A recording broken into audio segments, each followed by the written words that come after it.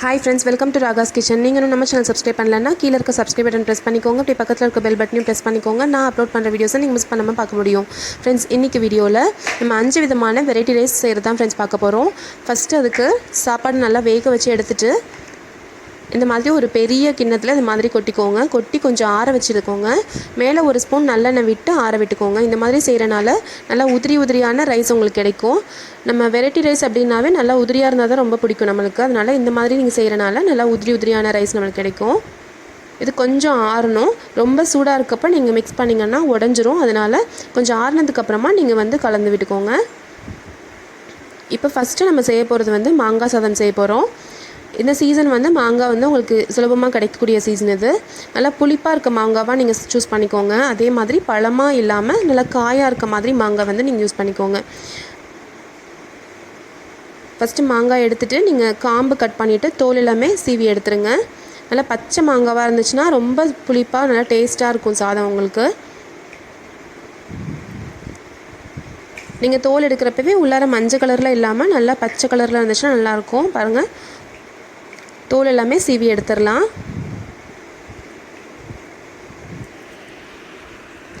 இப்போ தோல் எல்லாமே சீவி எடுத்துட்டு இப்போ இதை நல்லா துருவி எடுத்துக்கலாம். கொஞ்சம் பெரிய துருவலாக இருக்க மாதிரி நம்ம துருவிக்கலாம். பாருங்கள், இந்த மாதிரி பெரிய துருவலாகவே இருக்கலாம். இப்போ நம்ம ஒரு மாங்காய் நல்லா துருவி எடுத்துட்டோம். இப்போ ஒரு வாணலி வச்சுக்கலாம். ஸ்டவ்வில் 1 ஸ்பூன் அளவுக்கு எண்ணெய் விட்டு நல்லா சூடாகட்டும். சூடானதுக்கப்புறமா 1/2 டீஸ்பூன் அளவுக்கு கடுகு, 1 ஸ்பூன் அளவுக்கு உளுந்தம்பருப்பு, 1 ஸ்பூன் அளவுக்கு கடலைப்பருப்பு, கொஞ்சம் கருவேப்பிலை, இது எல்லாத்தையுமே போட்டு நல்லா வதக்கிக்கோங்க. இது கூட 2 பச்சை மிளகாவும் 1 வரமிளகாவும் நீட்டமாக கட் பண்ணி இது கூட சேர்த்திருக்கோம். இதுவும் நல்லா வதக்கிக்கோங்க. கொஞ்சமாக பெருங்காயத்தூள் சேர்த்திக்கலாம். இது கூட நல்லா டேஸ்ட்டாக இருக்கும். அப்போது நல்லா வாசனையாகவும் இருக்கும். ஒரு 1/2 டீஸ்பூன் அளவுக்கு மஞ்சத்தூள். இப்போ நம்மளுடைய மாங்காய் துருவலையும் இதில் சேர்த்திக்கலாம். சேர்த்து கொஞ்சமாக இதுக்கு மேலே தண்ணி தெளிச்சுக்கோங்க. தண்ணி தெளித்து ஒரு 2 நிமிஷம் நல்லா வேக விட்டு எடுத்துக்கோங்க. மூடி வச்சிங்க அப்படின்னா ஜஸ்ட் ஒரு 2 நிமிஷத்தில் உங்களுக்கு வெந்துடும். இப்போ சாதத்துக்கும் இந்த கிரேவிக்கும் தேவையான அளவுக்கு உப்பு சேர்த்திக்கோங்க. சேர்த்து நல்லா கலந்து விட்டுருங்க. பாருங்கள், இந்த மாதிரி நல்லா கிரேவி மாதிரி இருக்கணும். அப்போ தான் நல்லா டேஸ்ட்டாக இருக்கும் உங்களுக்கு. இப்போ இது கூட சாதம் வேக வச்சு ஆற வச்சுருக்கோம் இல்லையா, அது தேவையான அளவுக்கு சேர்த்து நல்லா மிக்ஸ் பண்ணிக்கோங்க. எப்போயுமே நிறைய சாதம் போட்டு மிக்ஸ் பண்ணிடாதீங்க. கொஞ்சமாக சாதம் விட்டு நல்லா மிக்ஸ் பண்ணிங்கன்னா டேஸ்ட் உங்களுக்கு நல்லாயிருக்கும். கடைசியாக கொத்தமல்லி தழை தூவி இறக்கிடலாம். சுவையான மாங்காய் சாதம் ரெடி ஆயிடுச்சு. இப்போ அடுத்தது நம்ம நெல்லிக்காய் சாதம் செய்ய போகிறோம். இந்த பெரிய நெல்லிக்காய் ரொம்ப சத்தான ஒன்று. இது ஒரு ஆப்பிள் சாப்பிட்றதுக்கு ஒரு நெல்லிக்காய் சாப்பிட்டாலே போதும். அதில் இருக்க மொத்த ஸ்ட்ரென்த்துமே நம்மளுக்கு கிடைக்கும். அதே மாதிரி வெயிட் லாஸ் பண்ணணும்னு நினைக்கிறவங்க இந்த நெல்லிக்காவை அடிக்கடி சாப்பிடலாம். இந்த மாதிரி சின்ன துருவல் இருக்கு இல்லையா, இதில் நான் துருவி எடுத்துக்க போகிறேன். இந்த நெல்லிக்காய் துவர்ப்பு தன்மை மிக்கது. நிறைய பேருக்கு பிடிக்காது சாப்பிட்றப்போ. அதனால் சின்ன துருவலாக இருந்துச்சு அப்படின்னா குழந்தைங்க கூட விரும்பி சாப்பிட்ருவாங்க. அதனால் நான் சின்ன துருவலாக இந்த மாதிரி துருவி எடுத்துக்கிறேன். 4 நெல்லிக்காய் இன்றைக்கி நான் எடுத்திருக்கேன். இப்போ நெல்லிக்காய் ஃபுல்லாகவே நம்ம துருவி எடுத்தாச்சு. இப்போ ஒரு பேனில் சூடு பண்ணிவிட்டு 1 ஸ்பூன் அளவுக்கு எண்ணெய் சேர்த்திக்கலாம். எண்ணெய் சூடானதும் 1/2 டீஸ்பூன் அளவுக்கு கடுகு, 1 ஸ்பூன் அளவுக்கு உளுந்தம்பருப்பு, 1 ஸ்பூன் அளவுக்கு கடலைப்பருப்பு, ஒரு 2 டேபிள் ஸ்பூன் அளவுக்கு வேர்க்கடலை, இதை சேர்த்து நல்லா வதக்கிக்கோங்க. இது கூடவே 2 வரமிளகாய் சேர்த்திருக்கேன், கொஞ்சம் கருவேப்பிலை, இது எல்லாத்தையுமே நல்லா வதக்கிக்கோங்க. இப்போ சாதத்துக்கும் நெல்லிக்காய்க்கும் தேவையான அளவுக்கு உப்பு சேர்த்து நல்லா மிக்ஸ் பண்ணிக்கோங்க. கொஞ்சமாக மஞ்சத்தூள் சேர்த்திக்கலாம். ஒரு 3 நிமிஷம் ஆனதும் இது கூட நம்ம நெல்லிக்காய் துருவி வச்சுருக்கோம் இல்லையா, அதையும் சேர்த்து நல்லா மிக்ஸ் பண்ணிக்கோங்க. இது எப்படி இருக்கணும் அப்படின்னா, நெல்லிக்காய் நீங்கள் மிக்ஸ் பண்ணி இந்த மாதிரி நல்லா வதக்கிறப்போ அந்த தண்ணி எல்லாமே போய் நல்லா கொஞ்சம் ட்ரை ஆயிடணும் உங்களுக்கு. அப்போ தான் நல்லா டேஸ்ட்டாக இருக்கும் இந்த சாதம் உங்களுக்கு. இந்த மாதிரி நெல்லிக்காய் சாதம் இதெல்லாம் நம்ம செய்கிறப்போ, வெரைட்டி ரைஸ் செய்கிறப்போ எக்ஸ்ட்ராவாக இந்த வேர்க்கடலை, கொண்டக்கடலை இது மாதிரிலாம் நம்ம ஆட் பண்ணுறப்போ அதுக்கு இன்னுமே டேஸ்ட் அதிகப்படுத்தும். அதே மாதிரி நம்மளுக்கு ப்ரோட்டீன் சத்தியும் அதில் அதிகமாகும். குழந்தைங்களுக்குலாம் கொடுக்குறப்ப இந்த மாதிரி எக்ஸ்ட்ராவாக ஏதாவது பட்டாணி இந்த மாதிரி எக்ஸ்ட்ராவாக சேர்த்து கொடுக்குறப்போ இன்னும் டேஸ்ட் அதிகமாகும். இப்போ இது ஃபுல்லாக நல்லா ட்ரை ஆயிடுச்சு பாருங்கள். இப்போ இது கூட வேக வச்சு ஆற வச்சுருக்க சாதத்தை போட்டு மிக்ஸ் பண்ணிக்கலாம். எவ்வளோ இந்த துருவல் இருக்கோ அதை விட ஒரு 2 மடங்கு அதிகமாக இருக்க மாதிரி நீங்கள் சாதம் சேர்த்துக்கிட்டால் போதும். இப்போ நம்ம சாதம் சேர்த்தியாச்சு. இது எல்லாமே நல்லா சேர்த்து மிக்ஸ் பண்ணிக்கோங்க. ரொம்ப போட்டு கிளறி விடாமல் லைட்டாக மிக்ஸ் பண்ணாவே போதும். இப்போ நம்மளுடைய நெல்லிக்காய் சாதம் ரெடி ஆயிடுச்சு. நீங்கள் வேணும்னா மேலே வந்து கொஞ்சமாக கொத்தமல்லி தழை தூவி இறக்கிக்கலாம். வாரத்தில் ஒரு தடவை கண்டிப்பாக இந்த மாதிரி நம்ம செய்கிறதுனால நம்மளுக்கு நெல்லிக்காய் அடிக்கடி சாப்பிட்டா ரொம்ப நல்லது நம்ம உடம்புக்கு. நம்மளுடைய கொலஸ்ட்ரால் லெவலும் கம்மி பண்ணும். இந்த மாதிரி விஷயத்தில் நம்ம சேர்த்திக்கலாம் நெல்லிக்காய். அடுத்து நம்ம செய்ய போகிறது மரவள்ளி கிழங்கு சாதம். நிறைய பேர் உருளைக்கிழங்கு மட்டுமே நம்ம வாங்குகிறோம், மரவள்ளி கிழங்கு வாங்குறது கிடையாது. இது மாதிரி நம்ம சாதம் செஞ்சு கொடுக்குறனால அடிக்கடி நம்ம இந்த மாதிரி செய்கிறோம் அப்படின்னா நம்ம உடம்புக்கு அதில் சேர்த்திக்க முடியும். மெயினாக ஃபீட் பண்ணுறவங்க வந்து மரவள்ளி கிழங்கு சாப்பிட்றது ரொம்ப நல்லது. பால் நிறையா ஊறும். இப்போ எண்ணெய் 1 ஸ்பூன் விட்டு நல்லா சூடானதும் 1 ஸ்பூன் கடுகு விட்டுக்கலாம். 1 ஸ்பூன் அளவுக்கு இஞ்சி பூண்டு பேஸ்ட் போட்டு நல்லா வந்து வதக்கிக்கோங்க. 1 நிமிஷம் நல்லா வதக்கிட்டு இப்போ இஞ்சி பூண்டு பேஸ்ட் நல்லா வதங்கிருச்சு. இது கூட பெரிய வெங்காயம் 1 கட் பண்ணி வச்சுருக்கதை நான் சேர்த்திக்கிறேன். இது ஓரளவு வதங்கினதும் இது கூட மரவள்ளி கிழங்கு நல்லா வேக வச்சு சின்ன சின்ன பீஸாக இது மாதிரி கட் பண்ணி வச்சுருக்கேன். அதை இது கூட நான் சேர்த்திக்க போகிறேன். பாருங்கள், இந்த அளவுக்கு பீசஸ் இருந்தால் போதும். இது எல்லாத்தையுமே இப்போ நல்லா மிக்ஸ் பண்ணிக்கோங்க. ஒரு 2 நிமிஷம் நல்லா மிக்ஸ் பண்ணிக்கோங்க. மரவள்ளி கிழங்குல நிறைய ரெசிபிஸ் பண்ணலாங்க. வடை, அடை, தோசை, அது மட்டும் இல்லாமல் பொரியல், இந்த மாதிரி நிறைய ஐட்டம்ஸ் பண்ணலாம். அதில் அல்வா கூட செய்வாங்க, நிறைய பேர் அல்வா கூட செய்வோம். இது கூட இப்போ தேவையான அளவுக்கு மஞ்சத்தூள் சேர்த்திக்கலாம்.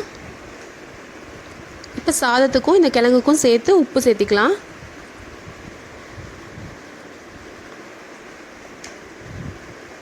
இப்போ காரத்துக்கு மிளகாத்தூள் சேர்த்திக்கிறோம்.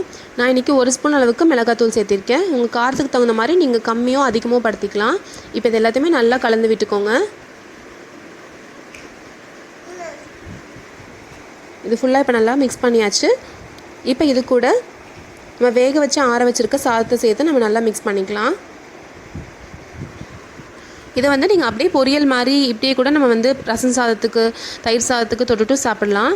இல்லை நீங்கள் வந்து லஞ்ச் பாக்ஸ்க்கு அனுப்புறீங்க, இல்லை வெரைட்டி ரைஸாக செய்யணும் அப்படின்னு நினச்சோன்னா இது கூடவே வந்து இந்த மாதிரி சாதம் வந்து ஆறின சாதத்தை சேர்த்து மிக்ஸ் பண்ணோம் அப்படின்னா நம்மளுக்கு சிம்பிளான ஒரு வெரைட்டி ரைஸ் வந்து கிடச்சிரும்.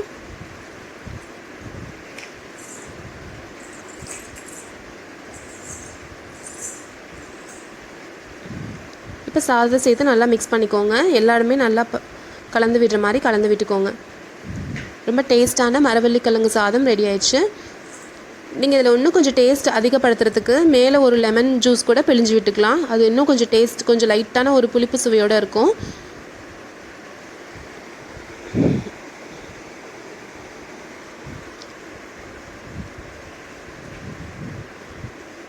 ஜஸ்ட் விட்டமின்ஸ், மினரல்ஸ் அப்படி மட்டும் பார்க்காம கொஞ்சம் நம்மளுக்கு கொலஸ்ட்ராலுமே தேவை. இதில் லைட்டான கொலஸ்ட்ரால் இருக்குது.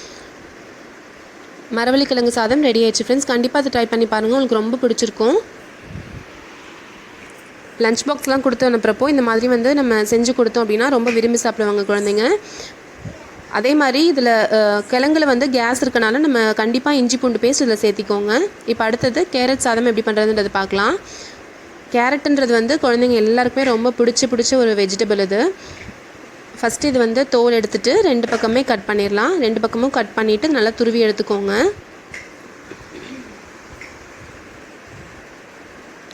டெய்லியுமே குழந்தைங்களுக்கு வந்து ஒரு சின்ன கேரட் கொடுக்கறது ரொம்ப நல்லது.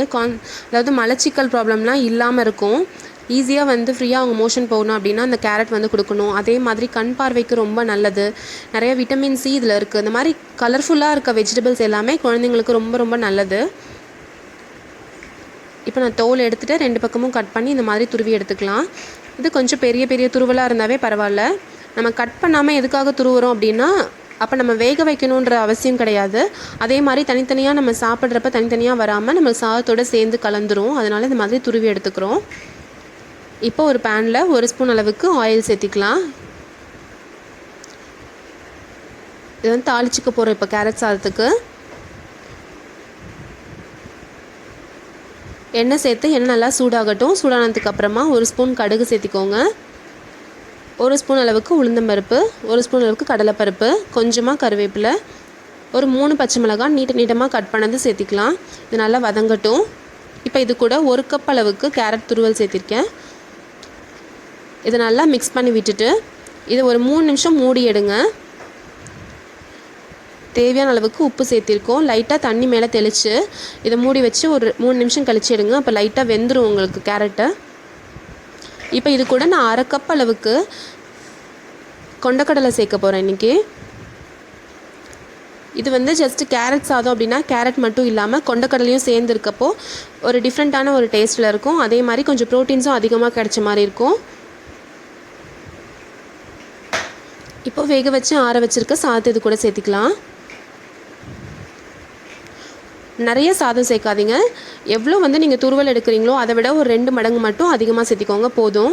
அப்போ தான் உங்களுக்கு அதோட டேஸ்ட்டு தெரியும். ரொம்ப சாதம் சேர்த்திட்டோம் அப்படின்னா அதோட டேஸ்ட்டே நமக்கு தெரியாது.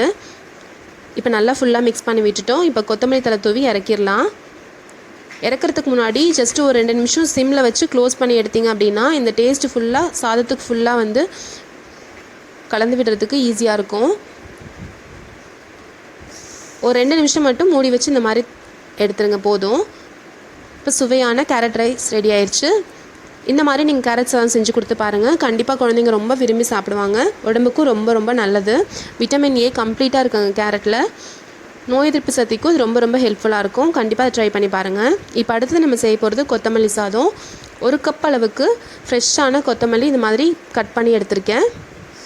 நம்ம கொத்தமல்லி சாதம் செய்கிறப்போ அது கூட தண்டையும் சேர்த்து நீங்கள் சேர்த்திக்கலாம். இலை மட்டும்தான் போடணுன்னு கிடையாது. இது கூட சேர்த்து 2 பச்சை மிளகாய், 4 பல் பூண்டு, ஒரு துண்டளவுக்கு இஞ்சி சின்ன சின்னதாக கட் பண்ணி இந்த மாதிரி எல்லாத்தையும் சேர்த்து மிக்ஸி ஜாரில் அரைச்சி எடுத்துக்க போகிறோம்.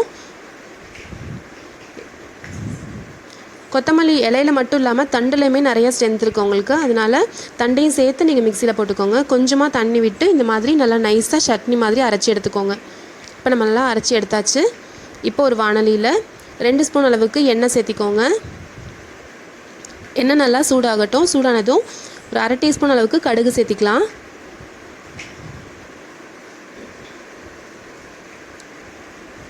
1 ஸ்பூன் அளவுக்கு உளுந்தம்பருப்பு, 1 ஸ்பூன் அளவுக்கு கடலைப்பருப்பு சேர்த்திருக்கோம். கொஞ்சமாக பெருங்காயத்தூள் சேர்த்திக்கலாம்.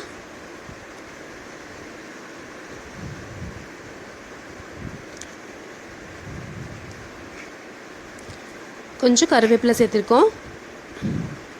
இது நல்லா பொரியட்டும்.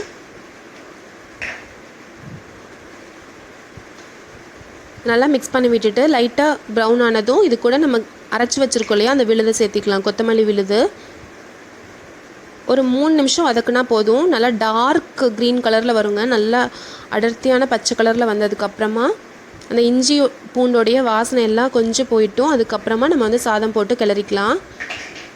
பாருங்கள் நல்லா வதங்கிருச்சு. நம்ம போட்ட எண்ணெய் கூட லைட்டாக பிரிஞ்சு வருது. இப்போ இந்த டைமில் நம்ம வேக வச்சு ஆற வச்சுருக்கிற சாதத்தை விட்டு நல்லா கலந்து விட்டுக்கலாம். நிறைய பேருக்கு இந்த க்ரீன் கலரே பிடிக்காமல் இருக்கும். அந்த மாதிரி இருக்கவங்களுக்கு இந்த மாதிரி ரொம்ப டேஸ்ட்டாக செஞ்சு கொடுத்தோம் அப்படின்னா அவங்க வந்து விரும்பி சாப்பிடுவாங்க. மாற்றி மாற்றி கலராக சாப்பிட்றது ரொம்ப ரொம்ப முக்கியங்க. ஒரு நாள் ஆரஞ்சு கலர், ஒரு நாள் க்ரீன் கலர், ஒரு நாள் வந்து பிங்க் கலர் பீட்ரூட் சாதம், இது மாதிரிலாம் கொடுத்தோம் அப்படின்னா குழந்தைங்களுக்கு அடிக்கடி மாற்றி மாற்றி சாப்பிட்றப்ப அவங்களுக்கு எல்லா சத்துமே வந்து சேரும். பெரியவங்களும் இது மாதிரி சாப்பிட்றது ரொம்ப ரொம்ப நல்லது. இந்த நல்லா மிக்ஸ் பண்ணிக்கோங்க. மிக்ஸ் பண்ணி இப்போ நம்ம சர்வ் பண்ணிடலாம். அதை தேவையான அளவுக்கு உப்பு சேர்த்திக்கோங்க. உப்பு சேர்த்து நல்லா மிக்ஸ் பண்ணி விட்டுக்கலாம். நம்மளுடைய கொத்தமல்லி சாதம் ரெடி ஆயிடுச்சு.